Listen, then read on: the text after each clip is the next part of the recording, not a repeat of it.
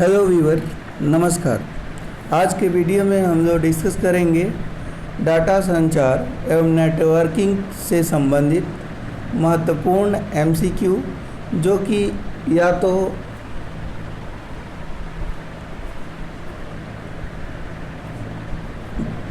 Exam में पूछे गए हैं या फ्यूचर में कोई भी एग्ज़ाम जो होने वाला है उनमें पूछे जाने की संभावना है। तो चलिए स्टार्ट करते हैं आज का वीडियो का पहला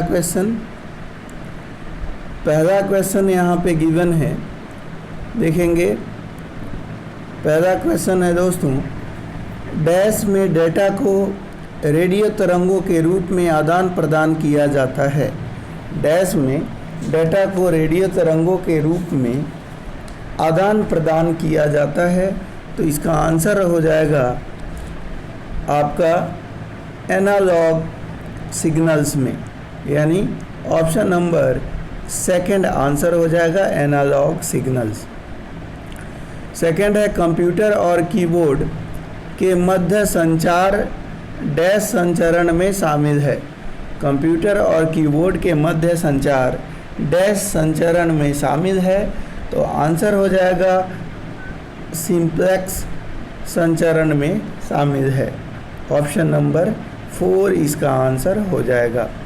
अगला क्वेश्चन है, टेलीफोन ब्रॉडकास्ट किस प्रकार के ट्रांसमिशन का उदाहरण है। टेलीफोन ब्रॉडकास्ट किस प्रकार के ट्रांसमिशन का उदाहरण है। तो इसका आंसर हो जाएगा फुल ड्यूप्लेक्स ट्रांसमिशन का उदाहरण है। हाफ ड्यूप्लेक्स क्या है। संचार की एक विधि। हाफ ड्यूप्लेक्स क्या है, संचार की एक विधि है। किस प्रकार के केबल में तार आपस में उलझे होते हैं। किस प्रकार के केबल में तार आपस में उलझे होते हैं। तो ईथरनेट प्रकार के केबल के तार जो होते हैं आपस में उलझे होते हैं। ईथरनेट केबल के तार आपस में उलझे होते हैं। अगला क्वेश्चन है, देखते हैं,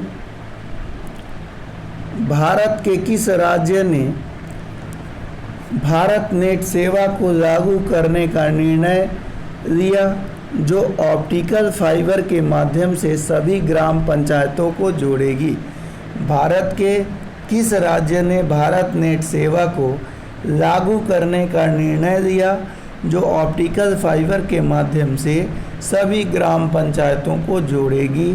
तो इसका आंसर हो जाएगा तमिलनाडु राज्य। क्या हो जाएगा, तमिलनाडु राज्य, यानी ऑप्शन नंबर सी अपना आंसर हो जाएगा। अगला क्वेश्चन, निम्न में से कौन सी फाइबर ऑप्टिक केबलिंग की विशेषता नहीं है। निम्न में से कौन सी फाइबर ऑप्टिक केबलिंग की विशेषता नहीं है। तो इसका आंसर हो जाएगा इंटरफेरेंस के लिए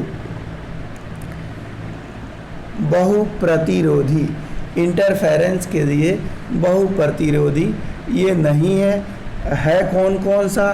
तो कॉपर केबलिंग से ज़्यादा ट्रांसफ़र स्पीड ये है।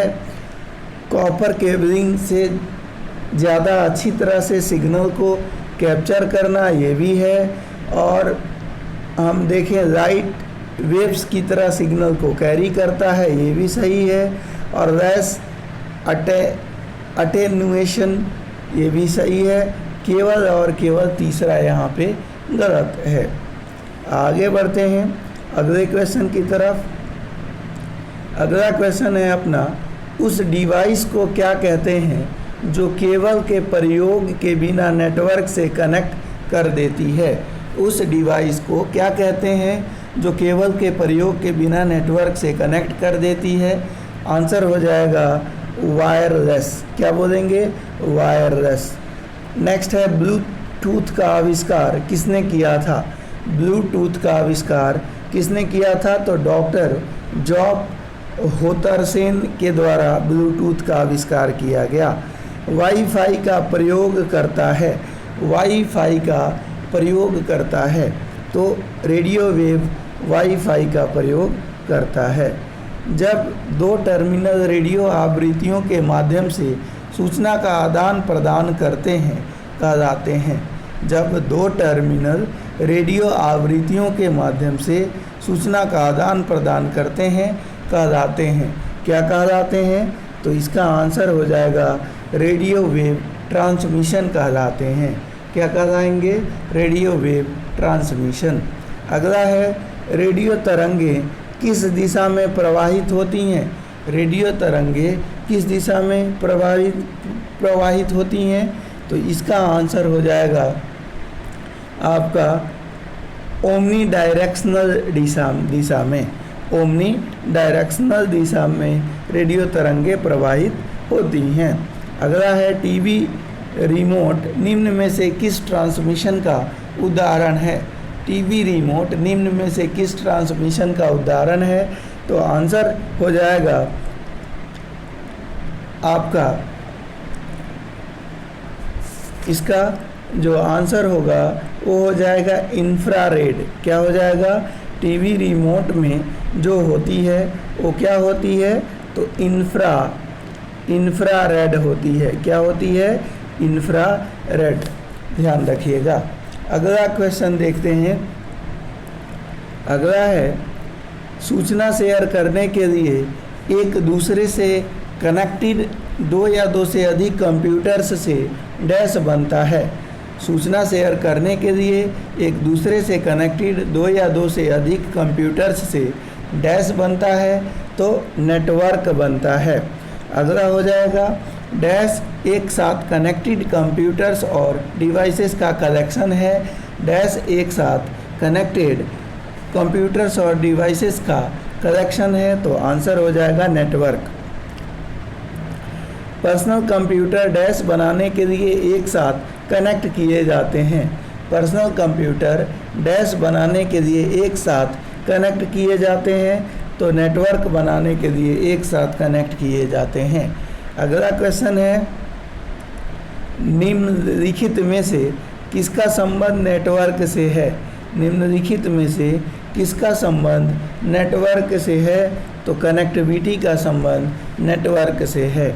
नोटबुक से डेस्कटॉप मॉडल का काम लेने के लिए नोटबुक को डैश से कनेक्ट कर उसे मॉनिटर और दूसरे उपकरणों से कनेक्ट किया जा सकता है। नोटबुक से डेस्कटॉप मॉडल का काम लेने के लिए नोटबुक को डैश से कनेक्ट कर उसे मॉनिटर और दूसरे उपकरणों से कनेक्ट किया जाता है तो आंसर इसका हो जाएगा नेटवर्क। क्या हो जाएगा? नेटवर्क। कंप्यूटर नेटवर्क में कौन से प्रकार का संसाधन सामान्यतः शेयर किया जाता है? कंप्यूटर नेटवर्क में कौन से प्रकार का संसाधन सामान्यतः शेयर किया जाता है? तो इसका आंसर हो जाएगा प्रिंटर्स। क्या हो जाएगा? प्रिंटर्स। रैन का किसका लघु रूप है? रैन का फुल फॉर्म क्या है ये पूछा जा रहा है। तो रैन का full form local area network होता है। लोकल एरिया नेटवर्क इसका फुल फॉर्म होता है। अगला है निम्न में से कौन सा एक छोटा सिग्नल साइट नेटवर्क है? तो इनमें से कौन सा एक छोटा सिग्नल साइट नेटवर्क है? तो ऑप्शन नंबर ए हो जाएगा, यानी लैन, लोकल एरिया नेटवर्क। अगला है लैन से जुड़े कंप्यूटर्स में निम्नलिखित में से कौन सी विशेषता होती है? लैन से जुड़े कंप्यूटर्स में निम्नलिखित में से कौन सी विशेषता होती है? तो इसका जो आंसर होगा कौन सी विशेषता होती है? तो इसके माध्यम से सूचना या पेरिफेरल इक्विपमेंट्स को शेयर किया जा सकता है। ऑप्शन नंबर 3 आंसर हो जाएगा।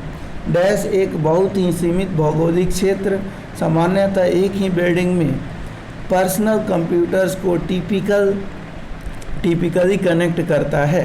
पर्सनल कंप्यूटर को टिपिकली कनेक्ट करता है तो लैन हो जाएगा, यानी लोकल एरिया नेटवर्क। क्या हो जाएगा? लोकल एरिया नेटवर्क इसका आंसर हो जाएगा। बैंकों द्वारा उपलब्ध कराई गई एटीएम की सुविधा किस नेटवर्किंग का उदाहरण है? बैंकों द्वारा उपलब्ध कराई गई एटीएम की सुविधा किस नेटवर्किंग का उदाहरण है? तो इसका आंसर हो जाएगा WAN यानी वाइड एरिया नेटवर्क का उदाहरण है। टेलीफोन लाइनों में प्रयुक्त होने वाला नेटवर्क है। टेलीफोन लाइनों में प्रयुक्त होने वाला नेटवर्क है, तो ये वाइड एरिया नेटवर्क है। अगला है बड़े पैमाने पर भौगोलिक रूप से अलग अलग फैले हुए ऑफिस लैन एक कॉरपोरेट डैश के उपयोग से कनेक्ट किया जा सकता है। बड़े पैमाने पर भौगोलिक रूप से अलग अलग फैले हुए ऑफिस लैन एक कॉरपोरेट डैश के उपयोग से कनेक्ट किया जा सकता है। तो एक डैश के उपयोग से, इसके उपयोग से, तो एक वाइड एरिया नेटवर्क के उपयोग से कनेक्ट किया जा सकता है। अगला है एक USB कम्युनिकेशन डिवाइस जो बिना तार के नोटबुक से कम्युनिकेट हो जाती है, डाटा के कई ऑप्शंस को सपोर्ट करती है, वह कहलाती है। एक USB कम्युनिकेशन डिवाइस जो बिना तार के नेटवर्क से कम्युनिकेट हो जाती है, डाटा के कई ऑप्शंस को सपोर्ट करती है, वह कहलाती है। तो वह क्या कहलाती है? तो आंसर हो जाएगा USB वायरलेस नेटवर्क एडाप्टर कहलाती है। ब्लूटूथ, USB आदि किस नेटवर्क के उदाहरण हैं? ब्लूटूथ, USB आदि किस नेटवर्क के उदाहरण हैं? तो पर्सनल एरिया नेटवर्क के उदाहरण हैं। अगला है सर्वर कंप्यूटर डैश से जुड़ा हुआ है। सर्वर कंप्यूटर नेटवर्क से जुड़ा हुआ है। किससे जुड़ा हुआ है? नेटवर्क से जुड़ा हुआ है। सर्वर वे कंप्यूटर हैं जो डैश से कनेक्टेड दूसरे कंप्यूटर्स को रिसोर्स प्रदान करते हैं। सर्वर्स वे कंप्यूटर हैं जो डैश से कनेक्टेड दूसरे कंप्यूटर्स को रिसोर्स प्रदान करते हैं। तो इसका आंसर हो जाएगा नेटवर्क। क्या हो जाएगा? नेटवर्क। किसी टिपिकल नेटवर्क में सबसे महत्वपूर्ण या शक्तिशाली कंप्यूटर कौन सा है? किसी टिपिकल नेटवर्क में सबसे महत्वपूर्ण या शक्तिशाली कंप्यूटर कौन सा है? किसी टिपिकल नेटवर्क में सबसे महत्वपूर्ण या शक्तिशाली कंप्यूटर कौन सा है? तो आंसर हो जाएगा आपका नेटवर्क सर्वर। नेक्स्ट, डैश एक सेंट्रल कंप्यूटर है जो बहुत से पीसीज, वर्क स्टेशन और अन्य कंप्यूटरों के लिए डाटा और प्रोग्रामों के संग्रह को होल्ड करता है।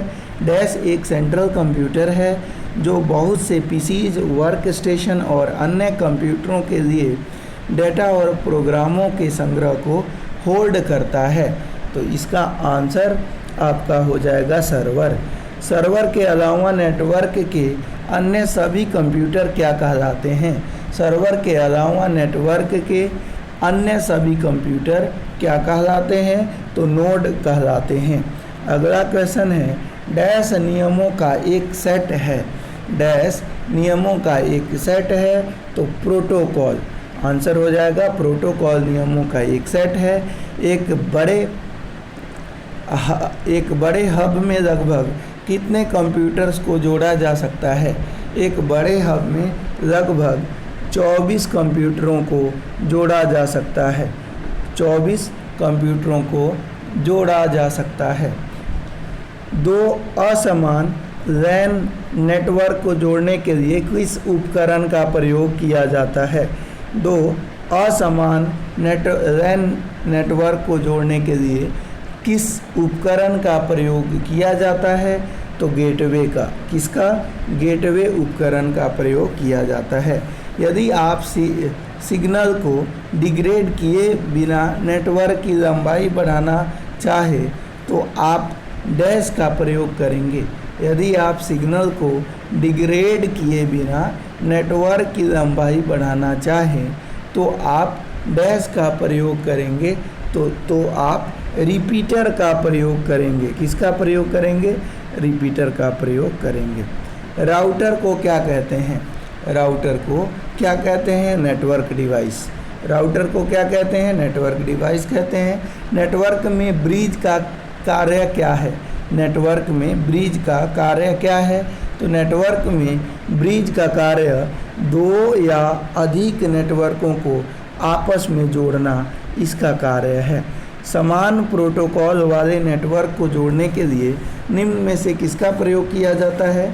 समान प्रोटोकॉल वाले नेटवर्क को जोड़ने के लिए निम्न में से ब्रिज का प्रयोग किया जाता है। किसका प्रयोग किया जाएगा? तो ब्रिज का प्रयोग किया जाएगा। अगला है, निम्नलिखित में से कौन सा उपकरण मॉड्यूलेशन तथा डीमॉड्यूलेशन की प्रक्रिया को करता है? निम्नलिखित में से कौन सा उपकरण मॉड्यूलेशन तथा डीमॉड्यूलेशन प्रक्रिया को करता है? तो आंसर इसका हो जाएगा मॉडम। क्या हो जाएगा? मॉडम। एनालॉग सिग्नल को डिजिटल सिग्नल में बदलने की क्रिया को डैश कहते हैं।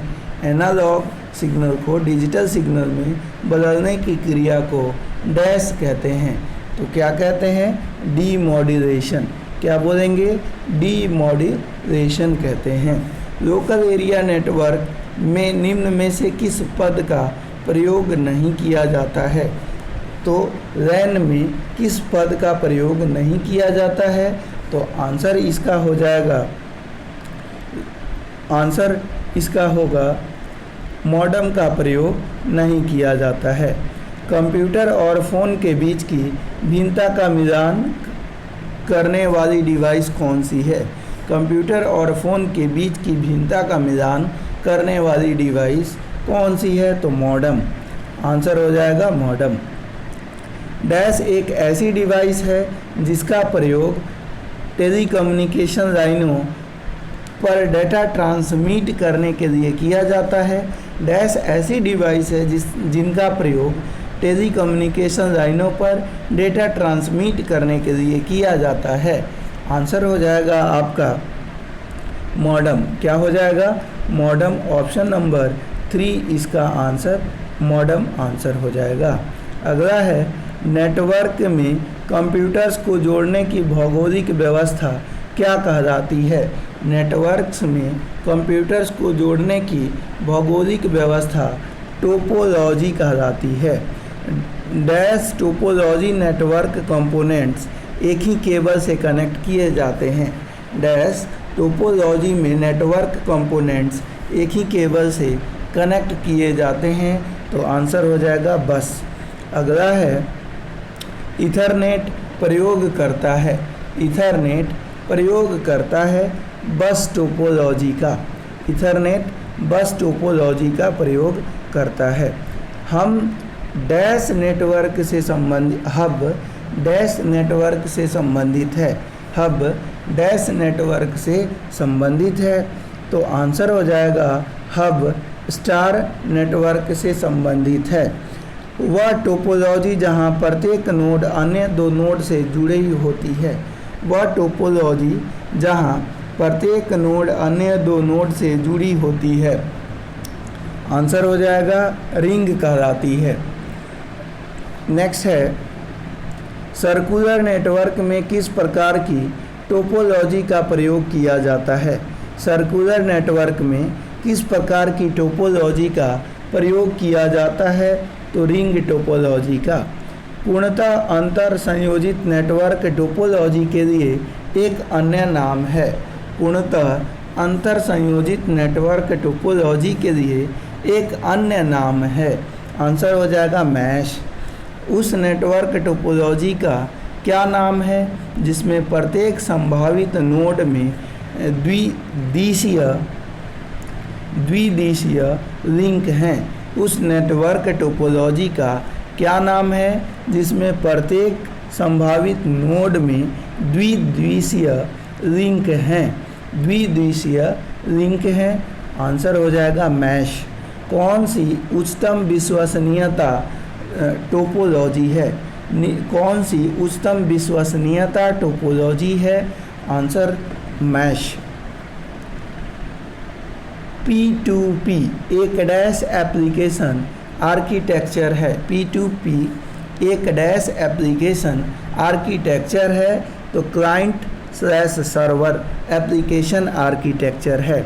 OSI का पूर्ण नाम है, OSI का फुल फॉर्म पूछा गया है, तो आंसर हो जाएगा open system interaction, open system interaction. OSI model में डैश लेयर्स हैं, OSI मॉडल्स में डैश लेयर्स हैं, तो आंसर हो जाएगा 7 लेयर्स हैं। OSI की फिजिकल लेयर पर कौन सी डिवाइस ऑपरेट होती है? OSI की फिजिकल लेयर पर कौन सी डिवाइस ऑपरेट होती है? तो रिपीटर डिवाइस ऑपरेट होती है। दो नेटवर्क के बीच संपर्क के लिए एजेंट का कार्य कौन करती है? दो नेटवर्क के बीच संपर्क के लिए एजेंट का कार्य नेटवर्क लेयर करती है। कौन करती है? Network layer. ऑप्शन नंबर अपना 1 आंसर होगा। नेक्स्ट है, अगला क्वेश्चन है OSI की कौन सी लेयर, OSI की कौन सी लेयर डेटा के पैकेट को स्रोत से गंतव्य तक पहुंचाती है? OSI की कौन सी लेयर डेटा के पैकेटों को स्रोत से गंतव्य तक पहुंचाती है? तो आंसर हो जाएगा नेटवर्क लेयर। OSI मॉडल की चौथी लेयर का नाम बताइए। OSI मॉडल की चौथी लेयर का नाम ट्रांसपोर्ट लेयर है। कौन सा लेयर? Transport layer. इंस्क्रिप्शन तथा डिस्क्रिप्शन OSI की किस लेयर के फंक्शन हैं? इंस्क्रिप्शन तथा डिक्रिप्शन OSI के किस लेयर के फंक्शन हैं?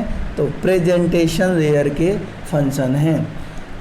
OSI की किस लेयर में पैकेट फिल्टरिंग फायरवॉल होता है? OSI की किस लेयर में पैकेट फिल्टरिंग फायरवॉल होता है? आंसर हो जाएगा एप्लीकेशन लेयर। डैश ऐसी तकनीक है जिसका प्रयोग सिंगल लाइन पर एक से अधिक डेटा भेजने के लिए किया जाता है। डैश ऐसी तकनीक है जिसका प्रयोग सिंगल लाइन पर एक से अधिक डेटा भेजने के लिए किया जाता है। आंसर हो जाएगा मल्टीप्लेक्सिंग। नेक्स्ट, ISDN एक टेली कम्युनिकेशन तकनीक है जहां ISDN एक टेली कम्युनिकेशन तकनीक है जहां वॉइस, वीडियो और डेटा सभी साथ में प्रेषित होते हैं। ISDN एक टेली कम्युनिकेशन तकनीक है जहां वॉइस, वीडियो और डेटा सभी साथ में प्रेषित होते हैं। कंप्यूटर सिस्टम के तहत डाटा ट्रांसमिशन की फ्रीक्वेंसी रेंज क्या है? कंप्यूटर सिस्टम के तहत डाटा ट्रांसमिशन की फ्रीक्वेंसी रेंज क्या है? तो बैंडविड्थ। आंसर हो जाएगा बैंडविड्थ। किसी नेटवर्क का बैंडविड्थ है, किसी नेटवर्क का बैंडविड्थ है तो डाटा ट्रांसफ़र रेट को बैंडविड्थ बोलते हैं। बिट्स पर सेकेंड निम्न में से किसका मात्रक है? बिट्स पर सेकेंड्स निम्न में से किसका मात्रक है? तो आंसर हो जाएगा थ्रूपुट का। थ्रूपुट आंसर हो जाएगा। तो दोस्तों, उम्मीद है वीडियो पसंद आई होगी। वीडियो पसंद आया हो तो प्लीज़ वीडियो को लाइक कर दीजिए और चैनल पे नए हैं तो चैनल को सब्सक्राइब कर दीजिए। जैसा कि आपको पता है कि हम लोग कंप्यूटर अवेयरनेस का पूरा चैप्टर MCQ के माध्यम से इस प्लेटफॉर्म पे कवर कर रहे हैं। लगभग 11 चैप्टर हमने कंप्लीट कर दिया है और 5 चैप्टर और बचे हुए हैं। 5 चैप्टर मैं कंप्लीट करूंगा और उसके बाद फिर आपको प्रैक्टिस सेट्स के माध्यम से ये पूरा का पूरा चैप्टर कंप्लीट करा दूंगा। मुझे आशा नहीं पूर्ण विश्वास है कि आप किसी भी एग्ज़ाम की तैयारी कर रहे हैं और कंप्यूटर उसमें पूछा जाता है तो इससे बाहर कोई भी क्वेश्चन आपके एग्ज़ाम में नहीं पूछा जाएगा। तो आज के वीडियो में इतना ही, मिलते हैं नए वीडियो में, तब तक के लिए धन्यवाद। टेक केयर, जय हिंद।